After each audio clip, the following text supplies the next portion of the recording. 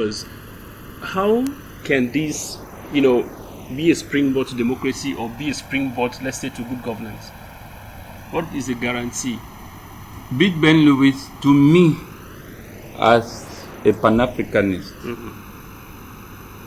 to have succeeded in gaining or regaining power and then still fall back in the hands or in the pots of the imperialists, I think that it will be a very foolish decision to make. Because a man cannot struggle and take over a government which was democratically elected and was not representing or meeting the demands of the society and the embodiment of its own identity. And then you still go in and sit in the same office which was created by the UN, and then you are saying that we are already dealing with democracy. I will tell you that it is still not applicable, because it is just like leaving a fire and entering into a frying processor, which is almost the same. As a matter of fact, that simply means that it's not going to help us. And that is why I cited to you that if you look on all statistics, Big Ben Lewis, the question I would like to ask, when Thomas Sankara took over power, did they call in for an election? The president of Singapore, who ruled Singapore for 31 years and made Singapore what it is today, did they ever call in for election? When Singapore was under debt and had no means to build its economy, went in for a meeting abroad to seek for aid, they did not give them aid. At that time, Singapore was affiliated with Malaysia. Malaysia had to separate away from Singapore because they were poor.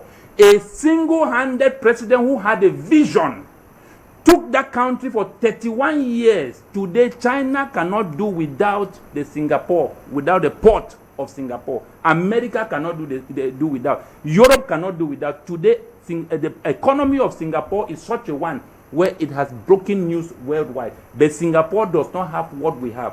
When Mohammed Gaddafi took over power in Libya, he took it over a coup, same as Sankara. Did they call in for an election?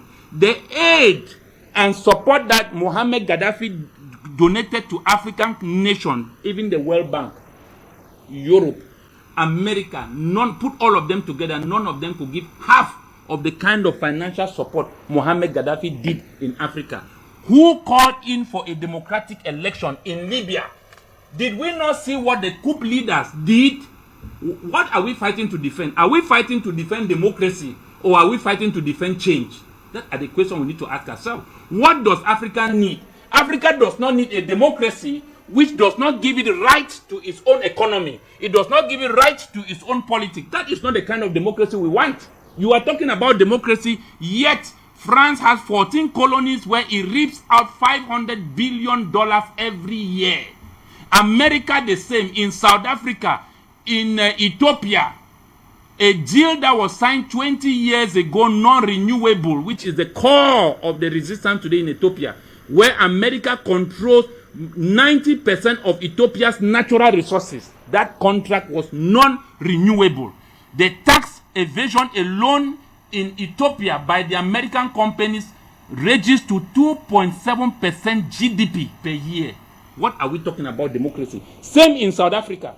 A democracy which does not give the people rights to their own lands. Is it the kind of what are we fighting to hold or to protect that we are fighting amongst Africans? Is it democracy or is it change?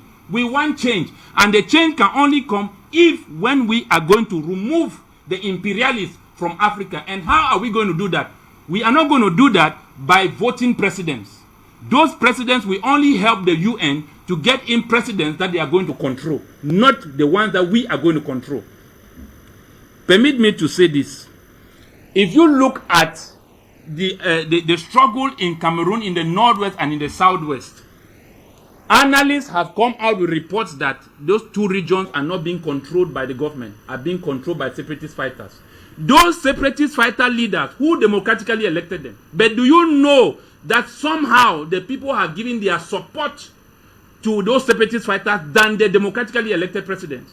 Why do you deny honor to somebody who deserves honor and then give somebody honor who does not deserve honor? That is what we find today in our society.